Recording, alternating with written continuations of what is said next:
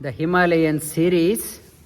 The Himalaya is a source of inspiration for thousands of years. It attracted visitors from all over the world. Himalaya runs through 5 countries. It's about 2,500 kilometers in length, 400 kilometers in width, and it peaks up to 8.8 kilometers in height. It's mystery.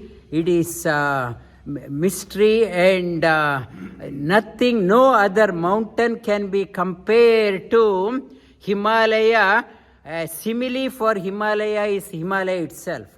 You cannot compare other mountain to Himalaya. If you want to compare Himalaya, Himalaya alone has to be compared. Its a reference is Himalaya. And Shri Krishna in Bhagavad Gita says in Himalaya is a special place for yogis. It draws yogis to Himalayas, and it makes yogis to absorb the energy, to absorb the spiritual energy. Yogis go there to Himalayas, and the special spiritual energy is there. Because of that, Shri Krishna talks about Bhrigu is the foremost among the maharshis. Om is the foremost among the all mantras, and maharshinam, bhrigur, giram, asmyekam, aksharam. Then among the yajnas, japa is the best.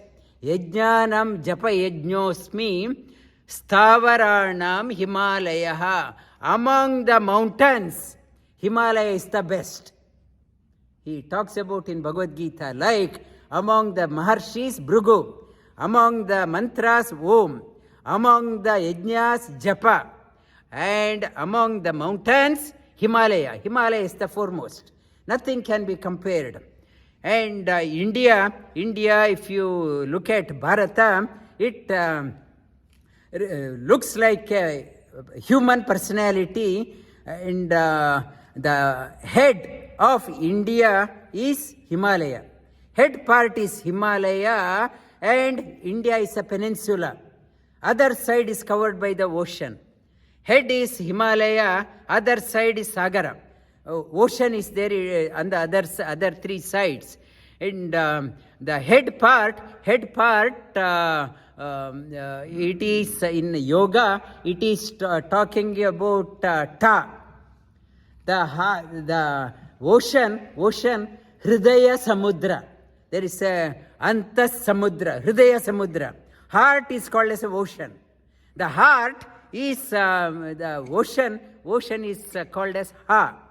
Hatha Yoga.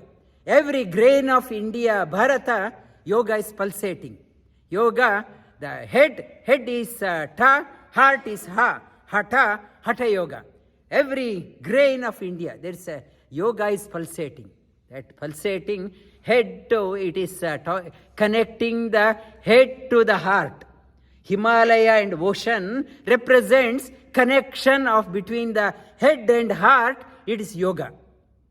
Yoga, nothing but connecting your head and your head-centered personality and heart-centered personality. That is yoga. It is the Himalaya and oceans, they talk about that one. And in the ocean, the Ganga flows from the Himalayas, flows down, reaches the ocean. Ganga is regarded as the wife of ocean. The presiding deity of ocean is Varuna. Varuna is the husband. Ganga is the wife. And Ganga is longing to meet her husband. She is rushing down to all the way from Himalayas. She is rushing down to meet her husband. And Varuna, from there, the scriptures talks about, doesn't stay there. He sends forth rain, water gets evaporated, and through the Vayu, Pavana, he sends the cloud to Himalayas as a rain.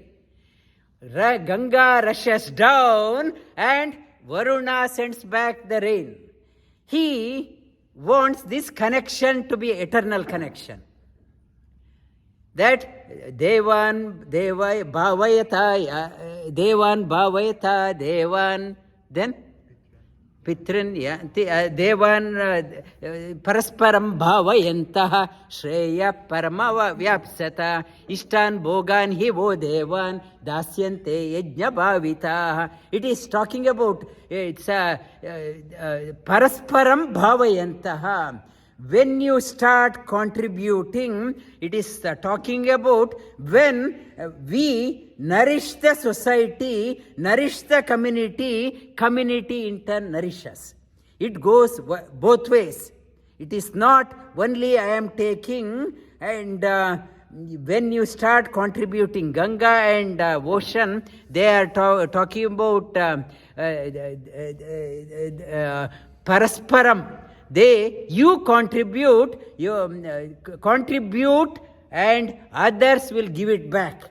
If I am not contributing, only living for myself, there won't be, you will become dry. What Himalayas, Ganga is talking about, keep on giving, you will never run out dry in your life.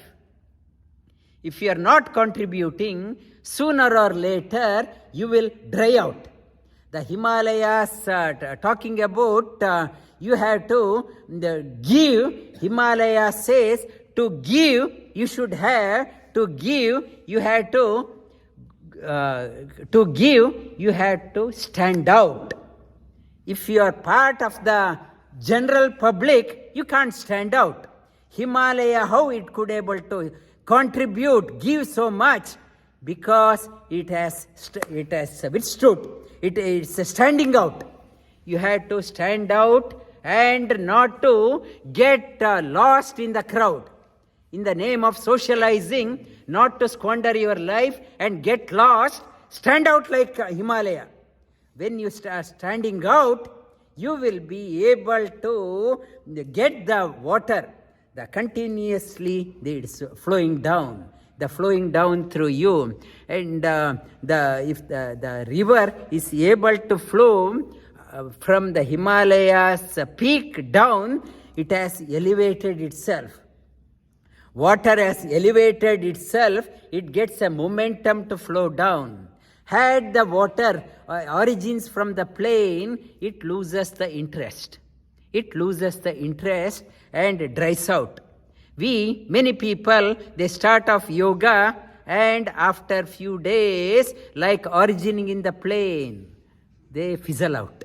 There is no energy to have a momentum, sustained momentum. I won't stop till I reach the destination, ocean.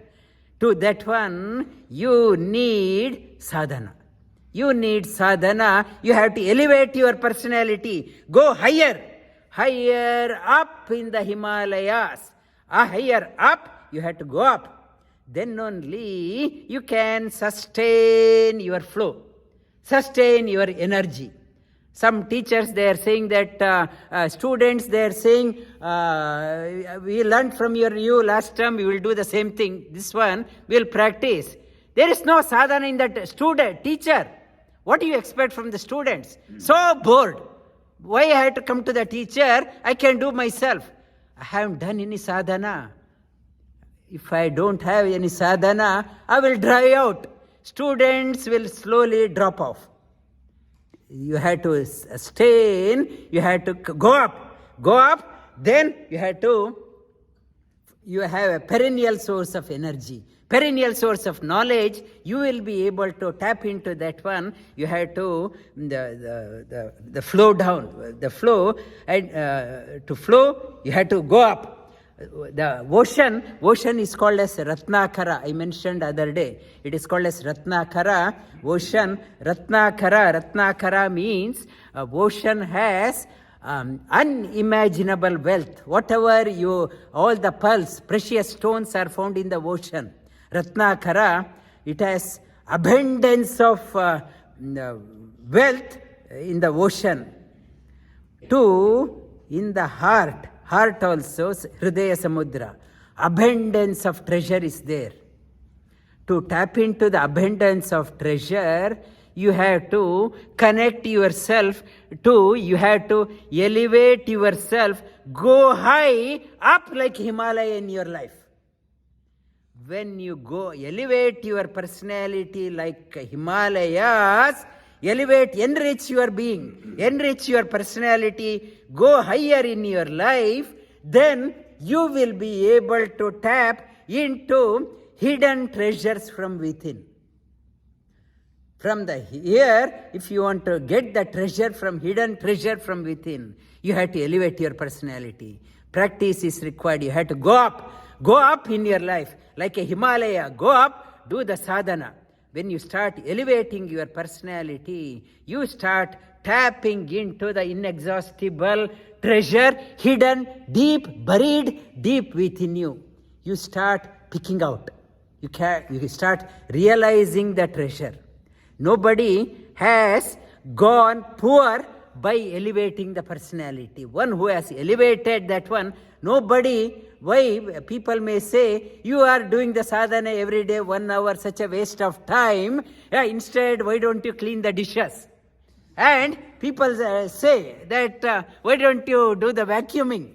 You are wasting your sadhana. Nobody has gone poor by elevating their personality. Nobody has become impoverished by going in to pick up the pulse within. Nobody has got impoverished. Nobody has become poor by elevating. What Himalaya is saying that go up in your life, elevate your personality and flow down like Ganga. While flowing down, not only flowing for the sake of flowing, Ganga enriches, nourishes more than 500 million people. Along the way, when your elevated personality is not only for you, you should be of value for others.